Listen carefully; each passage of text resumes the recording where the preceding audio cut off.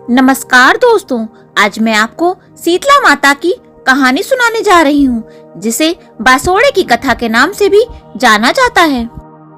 एक समय की बात है, शीतला माता ने सोचा कि चलो आज धरती पर चलकर देखती हूँ कि मेरी पूजा कौन करता है, कौन मुझे मानता है। ये सोचकर शीतला माता धरती पर राजस्थान के डूंगरी गांव में आई और देखा कि इस गांव में तो उनका मंदिर ही नहीं है और ना ही उनकी यहाँ पूजा होती है।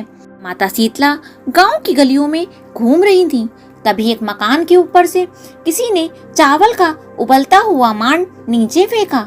वो उबलता हुआ पानी शीतला माता के ऊपर जा गिरा, जिससे माता के शरीर पर फफोले पड़ गए और शीतला माता का पूरा शरीर जलने लगा।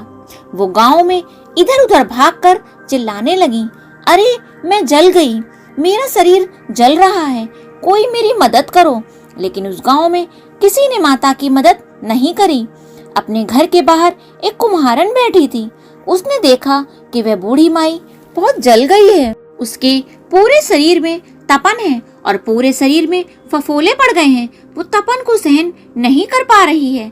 तब वो कुम्हारन बोली, माँ तुम यहाँ आकर बैठो, मैं तुम्हारे ऊपर ठंडा पानी डालती हूँ। कुम्हारिन ने उस बुढ़िया माई पर एक करवे से ठंडा पानी डाला। ठंडे जल से माता को उन छालों में बहुत राहत महसूस हुई। फिर कुम्हारिन महिला ने माँ से कहा, माता मेरे पास रात की बनी हुई राबड़ी और दही रखा है, आप इनको खा लो।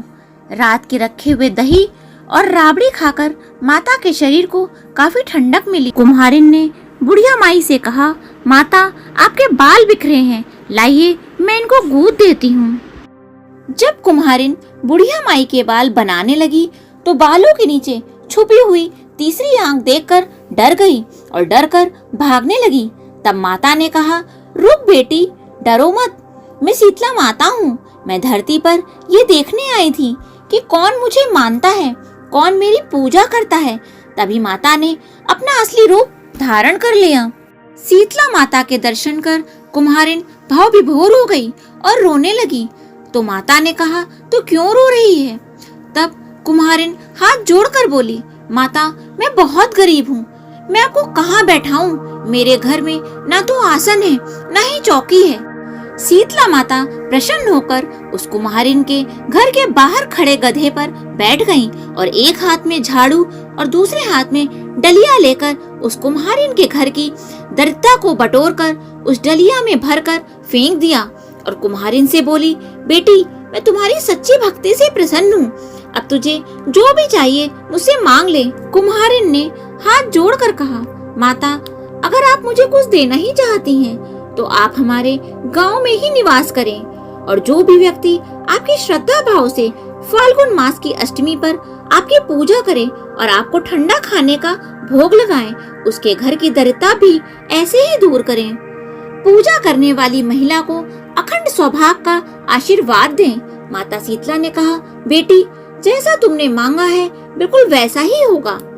तुम इस करवे का जल अपनी झोपड़ी पर छिड़क लेना, कल सारे गांव में आग लगेगी लेकिन तुम्हारी झोपड़ी नहीं जलेगी। यह कहकर माता अंतर ध्यान हो गई। कुम्हारिन ने वैसा ही किया। रात को सारे गांव में आग लग गई, परंतु उस कुम्हारिन की झोपड़ी बच गई। ये देखकर गांव के राजा ने कुम्हारिन को बुलवाया और उससे पूछा, पूरे गांव में आग लगी पर तेरी झोपड़ी कैसे बच गई? कुम्हारिन ने राजा को शीतला माता की कृपा की सारी बात बतला दी और बोली, मुझ पर शीतला माता की कृपा हुई है। उस दिन से राजा ने पूरे गांव में ढिंढोरा पिटवा दिया कि अब से शीतला अष्टमी के दिन किसी भी घर में चूल्हा नहीं जलेगा और शीतला माता को हर घर में बासी भोजन का भोग लगेगा। तभी से ये परंपरा चली आ रही है।